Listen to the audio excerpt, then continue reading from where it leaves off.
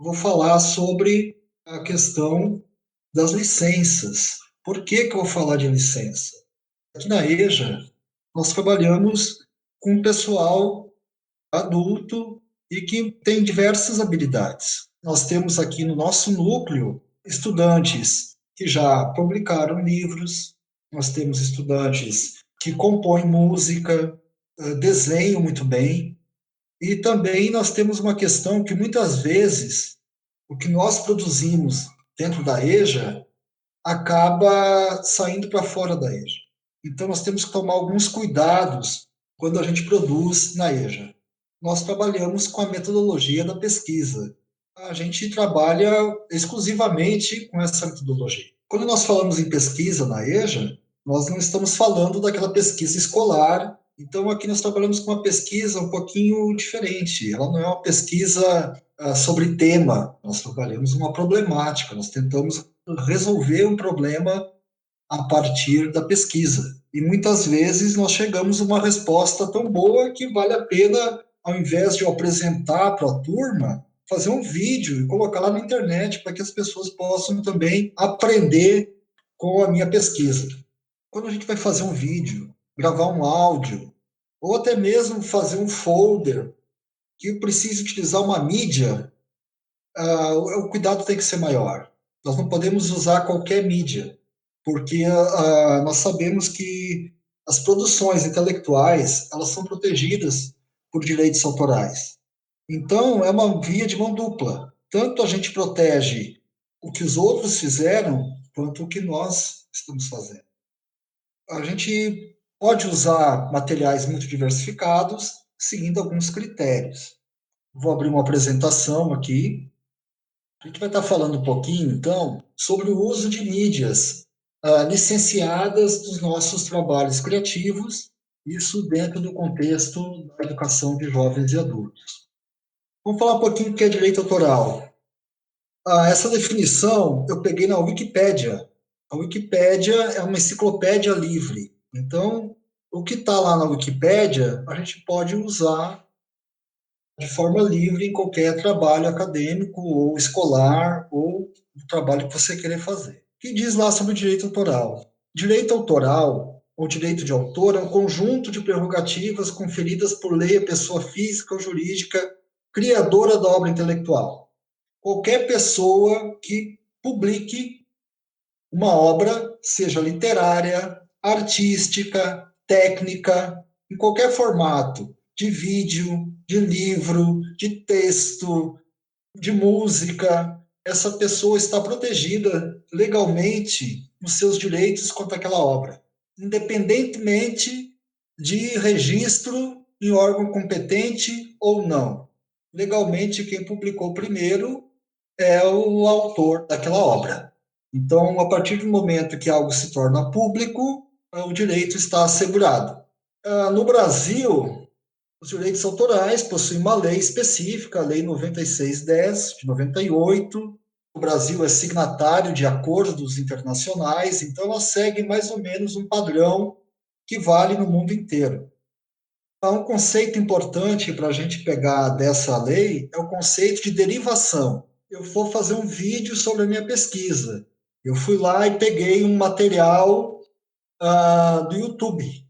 O vídeo que eu estou produzindo, ele se torna uma obra derivada daquele outro vídeo. Então, derivação é isso, é você pegar um material que já existe e fazer uma outra obra a partir daquilo. Existem vários tipos de licença que se aplicam a conteúdos específicos. Eu vou falar de duas especificamente, porque uma está relacionada com a outra.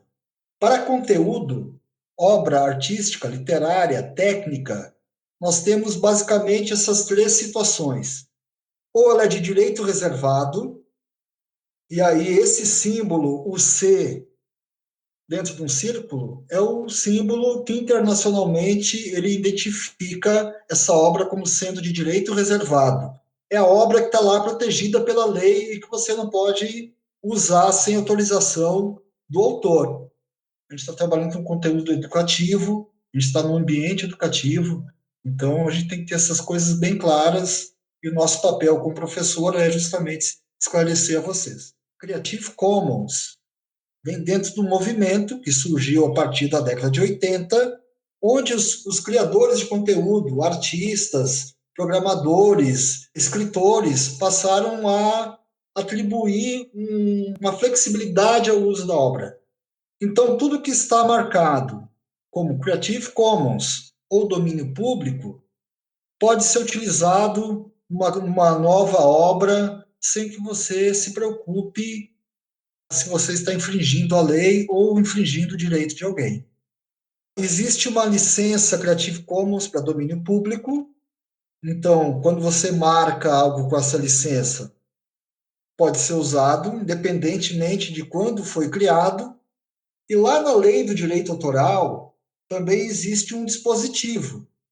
Aqui no Brasil, 70 anos após a morte do autor, nós dizemos que a obra cai em domínio público. As chamadas licenças livres, elas fazem parte de um movimento muito maior. O mundo mudou completamente e hoje, para uma obra circular, para uma obra estar viva, ela precisa ser copiada. Na época da indústria, as pessoas faziam, sei lá, 1000 livros desses. E era o que tinha. Com o advento das tecnologias da informação e comunicação, hoje a obra ela é viva enquanto ela é copiada. A informação existe para ser copiada. Então, lá a partir da década de 80, um estadunidense, um cara chamado Richard Stallman, ele é um programador, e ele foi lá, ele queria criar um sistema que todo mundo pudesse usar, um sistema livre. Então, ele criou uma fundação, a Free Software Foundation, é a Fundação para o Software Livre. Essa fundação criou a primeira licença livre, uma licença que existe até hoje, nós chamamos de licença GNU GPL, licença de uso público geral. A partir das 4 liberdades que essa licença trouxe, todo o movimento se formou. A pessoa que usasse um software sobre aquela licença teria liberdade de executar o programa como desejar, para qualquer finalidade, a liberdade de estudar o programa, abrir o código, por isso o código-fonte do programa é algo indispensável, a liberdade de redistribuir cópias, de modo que possa ajudar outras pessoas também, e a liberdade de modificar e adaptar esse programa e redistribuir essas cópias. Mas a licença também tem um dispositivo. As pessoas só poderiam fazer isso, modificar o programa e redistribuir, desde que continue a distribuição sobre a mesma licença GPL.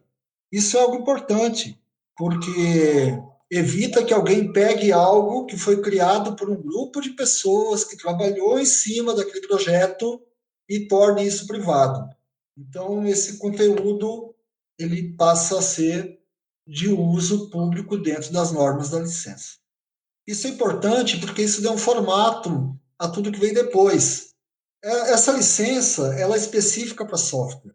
Então, assim, a partir dos anos 80 e 90, muitos artistas e criadores de conteúdo desejavam uma licença nesses moldes para conteúdo artístico, intelectual, literário, técnico.